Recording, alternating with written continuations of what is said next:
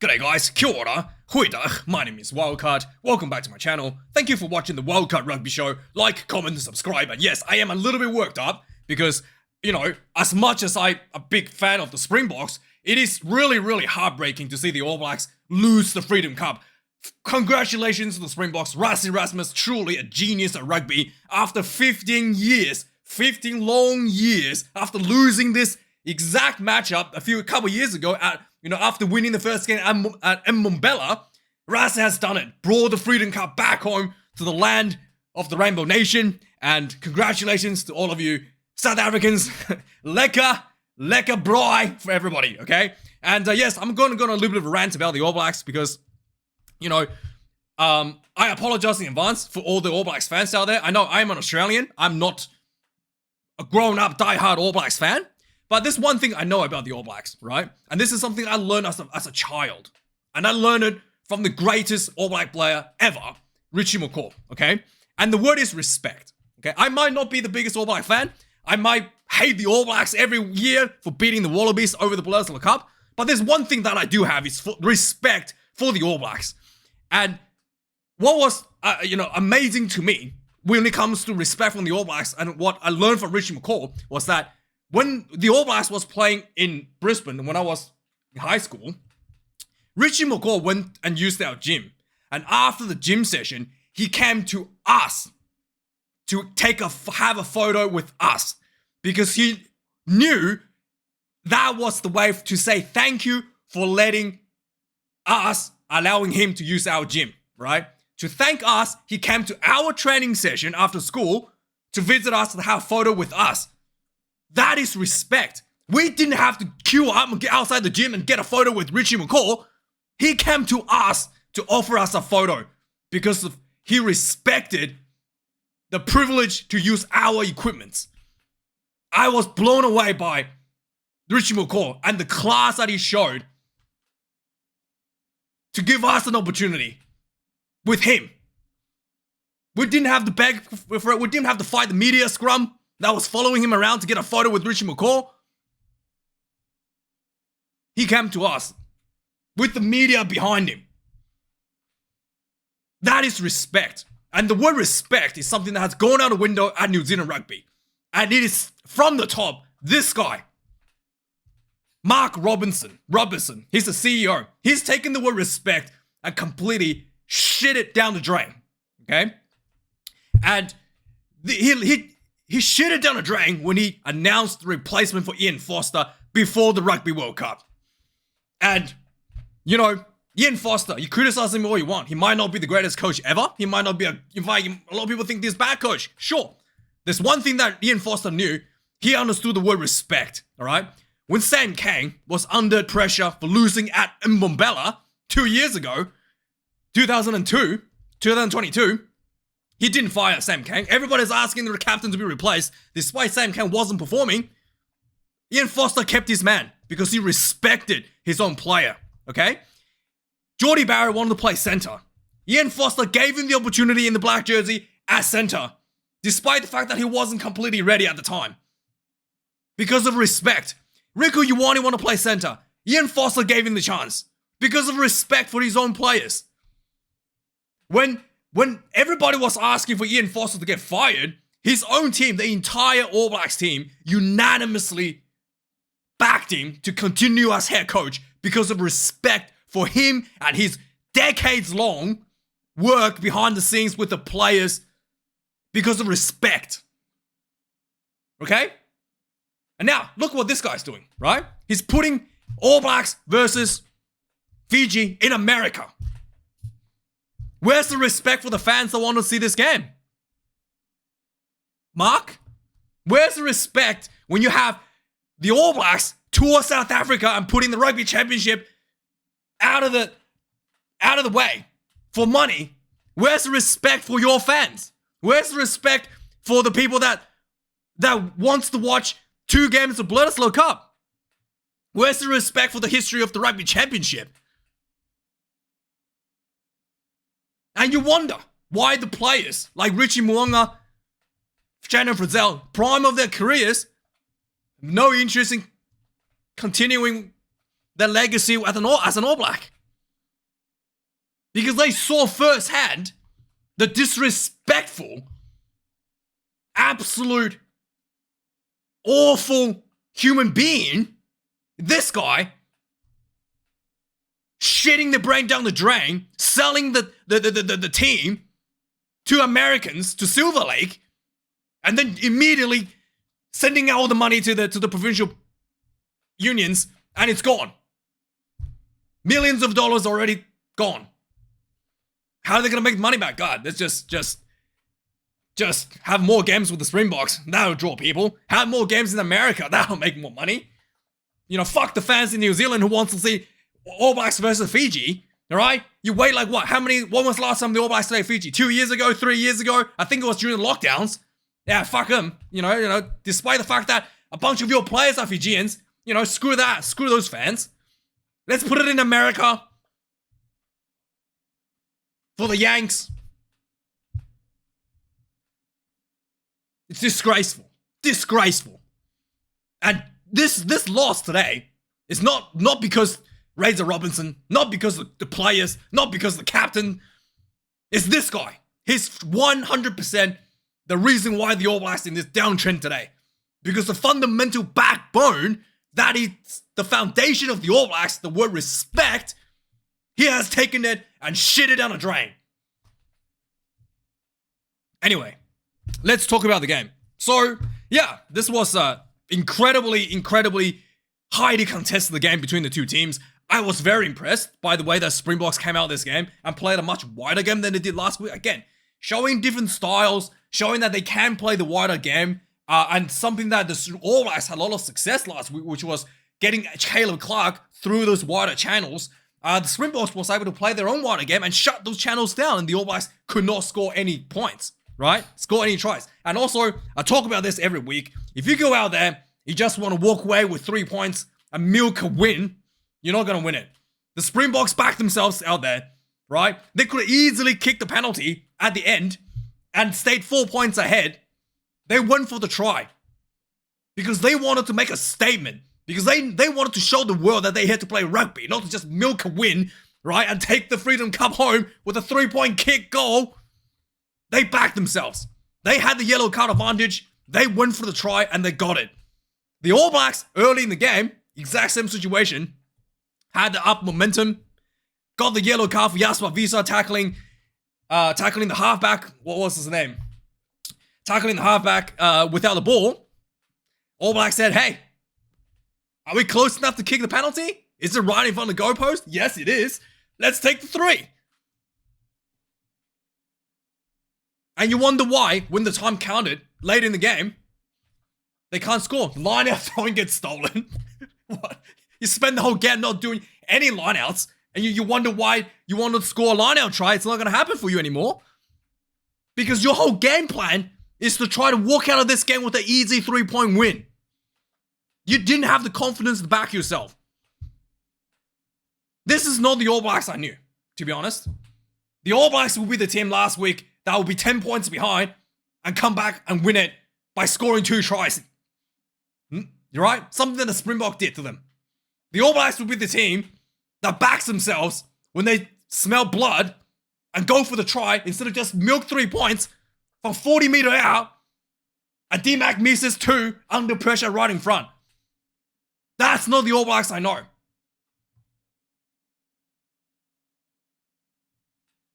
And scrum, another key area. Last week, I thought there was a bit of 50-50 calls in the scrum. This week, the Springboks clearly improved, and the All Blacks clearly did nothing.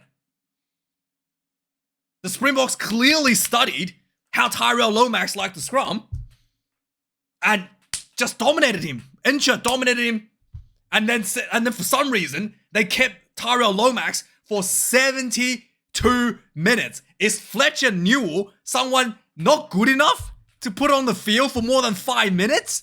Are you kidding me? And sure enough, you know, someone who put in a lot of big shift tonight, Tyrell Lomax, was sent over the yellow card, forcing the change with about 5 minutes left. Like, it's just unbelievable what's going on with this with the decision making, you know. And for the Springboks, they knew exactly what they wanted to do. Sasha came on. They wanted him to do the goal kicks. He missed one in front. Whatever, doesn't matter. They backed themselves for the line out. No problem, mate. If you can't make the goals, no problem. We have the competent confidence to back you with the try anyway. Whereas D-Mac missed a couple. Well, gotta do better, mate. We haven't got anything else to do. No plan B. It's just all up to you, mate. And it's just, yeah. To be fair, the All Blacks did back themselves a couple times, but hey, you know, if you had an opportunity against 14, you didn't do it early in the game. You try to play catch out later in the game. It's just not gonna happen. It's just not gonna happen. Yeah, with that being said, with the rant out of the way, let's talk about the match stats. Okay? So yeah, Springboks, 2 tries to nil, 493 run meters to 322. The run meters were actually pretty similar last week. So Springboks definitely won the run meter game this week, playing a bit wider, finding the results that they were looking for, find the difference of style that they were looking for. And 15 turnovers considered each side. The one thing the Springboks was struggling a little bit because they were playing a little bit wider. The rush defense was getting exposed a little bit. 37 missed tackles for the Springboks out of 126. The All Blacks, 161 tackles, made only 20 missed tackles. So much better in completion rate for the All Blacks. Kicking against Springboks, I thought the kicking was pretty like 50-50, pretty basic for both teams. Until Sasha came on and put a bit more of spice into the kicking game, to put it nicely. But yeah, not the greatest conversion for either teams. But you know, when you are the All Blacks and you have no confidence in backing yourself going for a try, that's the only option you got. There was one missed drop goal by another missed drop goal by the Springboks. And yeah, not much kicking meters if you look at it. 480 kicking meters for the Springboks, 605. Last week, I think they're about 800 for both teams. So much less in the kicking meters for both teams in that regards as well. So very tame and more of a running game out of both teams. Lineouts lost 3 for the Springboks, 2 for the All Blacks. There was a beautiful steal at the end for the Springboks. I thought, yeah. So it was yeah. Again, if the All Blacks hasn't been able to find like that execution properly for the line out for the whole game, because you're kicking 3 points every time, it's pretty hard to try to pull that off in the last play of the game and try to get that into a try. Yeah, especially you're under the pressure, under the pressure of the clock as well. Penalties conceded 14. The Springboks had only 5 penalties last week, so really crept up. The All Blacks came down a little bit. I think they were 14 or 15 last week, so 13, about the same from last week. And the big issue here is that the breakdown interpretation for the referee, Matthew Carley, I thought was really 50-50. He was very strict on the breakdown. The Springboks was caught just very briefly on the wrong side of the breakdown. I thought it was perfectly fine, like trying to roll away, did not touch the ball or disrupt the ball at all. And immediately the referee has given out a penalty. So I'm not sure. Yeah, it wasn't. I'm not. I thought the referee Matthew Carley was way too strict at the breakdown. So yeah, that was a lot of penalty for both teams. And in fact, pretty much all the All Black penalties, if not most of the All Black penalties, were given away because I thought because of the really harsh breakdown calls against the Springboks. I thought, in fact, breakdown calls against both teams, there were a few number of those penalties were given out because of the really tough calls on the breakdown. I thought was probably should have given a bit more leeway, especially if the player did not touch the ball and it's just on the ground, caught on getting trapped on the wrong side, that sort of thing. I thought that should have just let it play it on. And I thought it was a few tough calls there. But yeah, with that being said, let's go through what happened in this game. So yeah, before we start, I thought the what do they call it? The Impy Warriors that came out for the war dance for the South Africans. One of the guys was absolutely humongous. He was huge, just absolutely jacked. I was like, this guy could play for the Springboks. He's bigger than the players out there. So one of the guys was very huge. There was a really nice haka performed by the All Blacks, to be honest. I thought that was really exciting. The flyover was timed properly. I think it was before, after. I don't know. I think it was flyover before, and then they showed the replay after. But who knows? At least it didn't fly over during the haka this time. No need for apologies. But yeah, the game kicked off an early scrum for the Springboks in about less than 3 minutes, and immediately the Springboks was destroying the All Blacks. Tyrell Lomax's side Ox and Che was underneath him, popping him up and out. Really wasn't getting under his Tyrell Lomax's chest quite good. And the first one, the All Blacks had the ball, didn't get a penalty. But 3 minutes in, on the Springbok feed, exact same move, Lomax got popped out. Not enough pressure, too much pressure on the chest. And there was a penalty to the Springboks. Despite the penalty, the game played on. The 40 minutes into the game, I thought the All Blacks in the first 10 minutes or so actually had a slight advantage of the Springboks. They were kind of like mostly inside the Springbok half. There was a bit of a jockeying back and forth around the halfway. But I thought the All Blacks had the momentum. They had a penalty. They were pounding close to the try line. They had a penalty. Visa tackled, what's his name? The Justin Marshall lookalike, I call him. Cortez Radama. I can't believe I forgot his name. He tackled Radama without the ball. Yellow card, cynical. And the All Blacks say, yep, we'll take the 3 points. Yeah, no, at that point, I already noted down they're probably going to lose this game. 40 minutes in. Clearly had the advantage. Clearly had the momentum. Didn't back themselves. It's a forward off the field as well. You could easily turn that into a more try or a scrum penalty. Nope. Let's just take 3. So they're taking the 3 points there. And sure enough, almost immediately, Seville Reese collides into Billy LaRue in the air. Dangerous play. Yellow card. Suddenly, your one-man advantage is evaporated, right? So both teams play with 14 players for a bit. And then Osafa Almoa had to come on the field early for Cody Taylor HRA. And the line-out starting to lost their first line-out throw. Yeah, despite an opportunity there for the All Blacks. But it took about, what is it?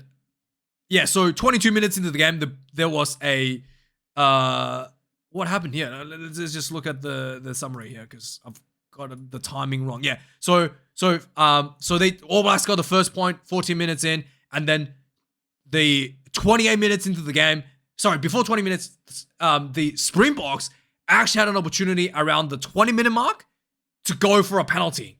And they backed themselves to go for the try. And I was like, that is the difference. That is the difference between a team that wants to win, wants to assert dominance, and a team that just wants to walk out, eking out a win. In fact, if you remember, the second test match that the All Blacks played against, after a Mobella match in Johannesburg in 2022, the All Blacks did not just milk penalty to win that one. They fought all the way till the end and scored tries to win that test match. So yeah, this is Springbok tried it. They didn't get any points, but the fact that they tried showed a different intent. It showed a different mentality. And I thought, yeah, Springbok's probably going to win this at this point. 29 minutes into the game, the All Blacks got another penalty. Very happy to take another 3. Not rolling away. I thought it was very tough. Grant Williams made a tackle. Didn't even disrupt the ball. He got caught on the wrong side. Immediately, the penalty was given. Damian McKenzie kicked this one. 6 points to nil. 31 minutes into the game. Finally, a penalty to the Springboks. And Springboks like, all right, let's just make sure the scoreboard don't get too far away. Kick another 3. Kick it 3. 3 points to the 6. So the All Blacks was starting to notice that there was the breakdown was starting to notice like very, very clinical for both teams. At least the All Blacks has improved on that front from last week. It was the penalty count didn't just go one way. At this point, you can tell 40 minutes into the game, just before halftime, Ruan Nokia giving away a penalty again. He made the tackle, didn't even disrupt the ball. He was like out of the rock. It was rolling away, and the referee immediately issued a penalty. I thought that was really tough. And All Blacks happy to kick this one before halftime. This one is fine because it's halftime. 3 points to 9. All Blacks going into lead. Second half in the game, there was a early penalty to Damien Delenda against Damien Delenda for holding on, and Damien McKenzie missed this one. Yeah, it's the house of the cards is starting to wobble if Damien McKenzie can't convert.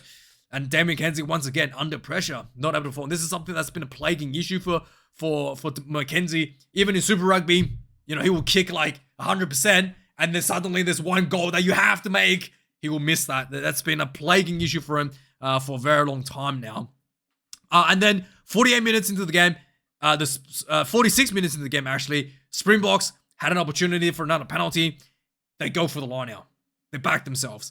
And I was so happy to see this. They go for the line out. They got another penalty. Could easily kicked it. Line out again. And then just kept building the pressure. Eventually took about 3 line outs.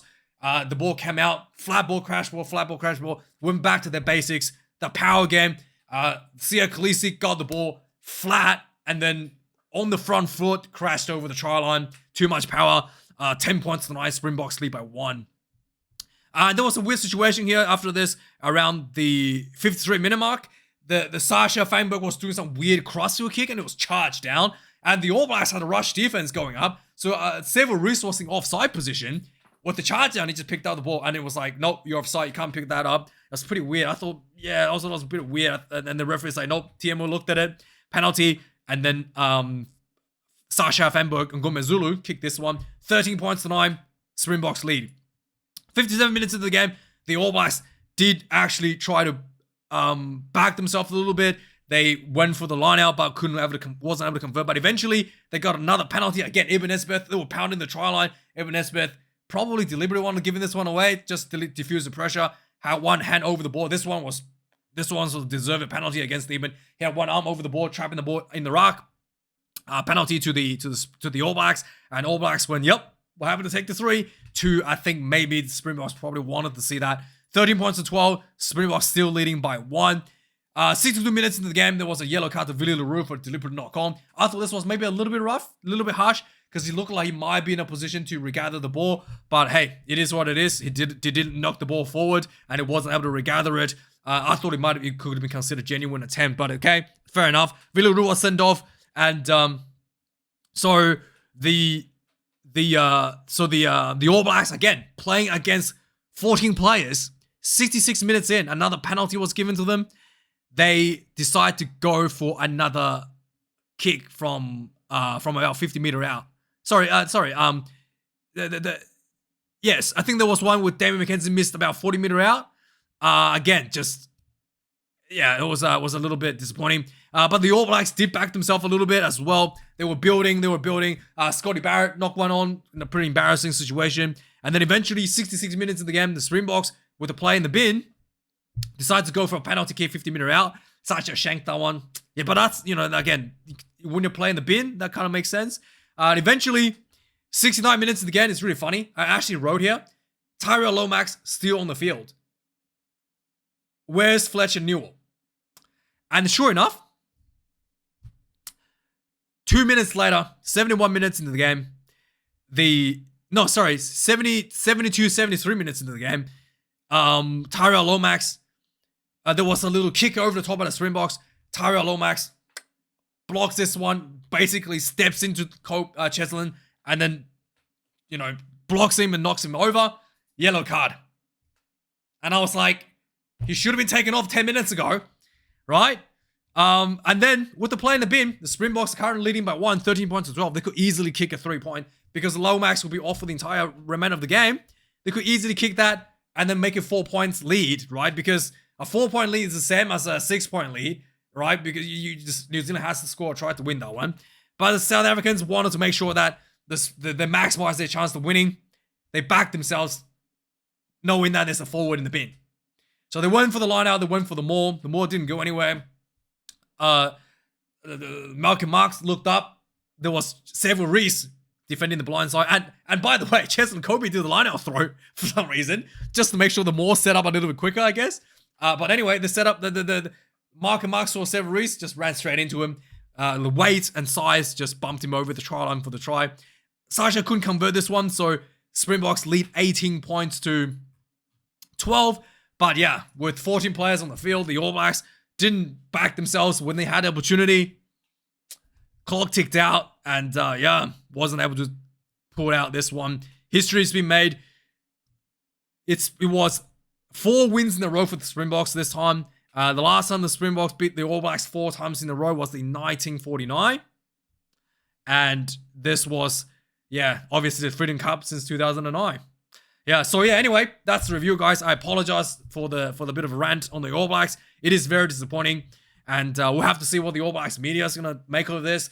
And are they going to start calling for firing of Razor Robinson? I don't think that's the problem. I think the problem is the CEO, who's completely, taken the word respect and flushed it down the drain. And, let me know your thoughts. Let me know if you agree or not. And thanks for watching. Like, comment, subscribe. And I'll see you guys later for the Wallabies game. Cheers.